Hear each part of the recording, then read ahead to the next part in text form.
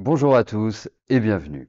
Aujourd'hui, nous allons parler d'astrologie et plus particulièrement de la pleine lune du 17 octobre 2024. En introduction, je vous dirai que cette pleine lune est la continuité de la nouvelle lune du 2 octobre et met en évidence les transformations relationnelles, les choix de vie et notre capacité à reprendre en main notre destin.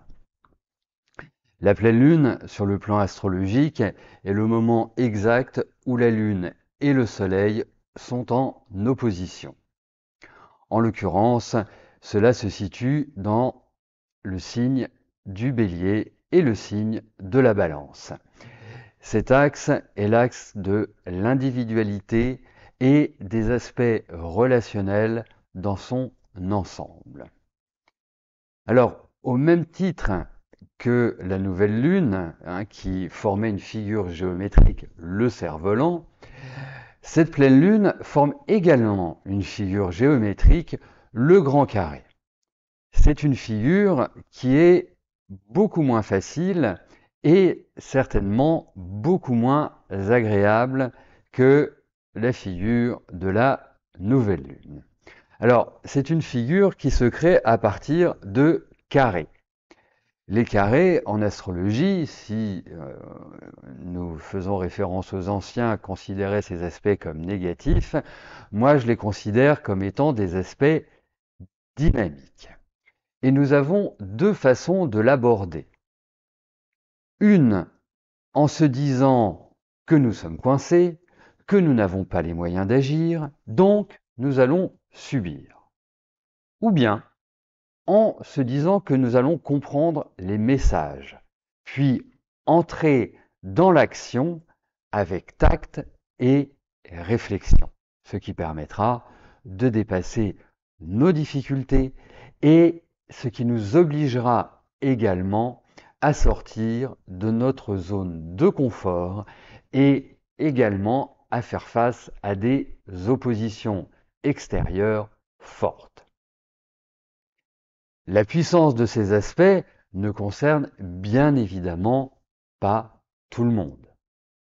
Les plus sensibilisés par ces aspects sont les personnes dont les signes ascendants ou les planètes se situent dans le troisième décan des signes cardinaux, c'est-à-dire le bélier, le cancer, la balance et le capricorne.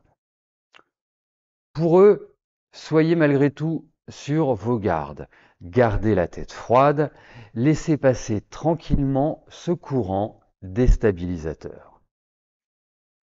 De plus, les carrés à la pleine lune sont formés par les deux planètes les plus violentes du zodiaque, qui ne font absolument pas dans la dentelle, c'est-à-dire Mars et Pluton, les planètes du Scorpion, Mars étant également la planète du Bélier. Donc, au menu, transformation, cassure, tension relationnelle. Alors, on va se détendre, hein, à partir du moment où on le sait, hein, quand on connaît ses saints, on les honore. Voyons les forces en présence.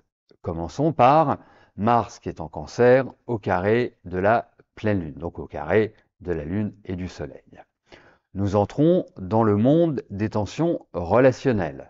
Mars, planète de l'action, en Cancer, peut nous faire prendre des décisions impulsives. Bien sûr, nous aurons le besoin d'agir, l'envie d'agir, de changer les choses. Mais en même temps, avoir un pied sur le frein et l'autre sur l'accélérateur mène d'une certaine manière à un entre-deux peu productif. Vouloir changer et vouloir garder l'existant, le choix doit se faire. Il n'y a pas de mauvaise solution. Il faut juste savoir ce que l'on souhaite au fond de soi. Passons à Pluton en Capricorne, au carré de la pleine lune. Avec Pluton, il faut faire simple.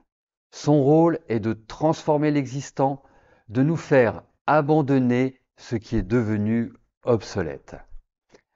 analysez de manière factuelle ce qui ne vous correspond plus et faites-le entrer dans le passé.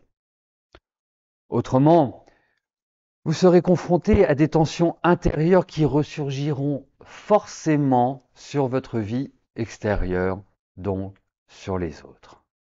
Soyez vrai avec vous et avec les autres. Ayez tout de même un peu de délicatesse car ce type d'aspect génère de la radicalité et une absence de forme. Sympathique programme, me direz-vous. En effet.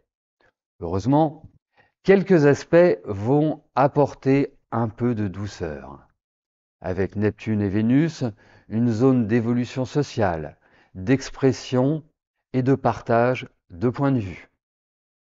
Avec Jupiter, Soleil, l'exploration de nouvelles idées, de nouveaux concepts, de nouvelles philosophies.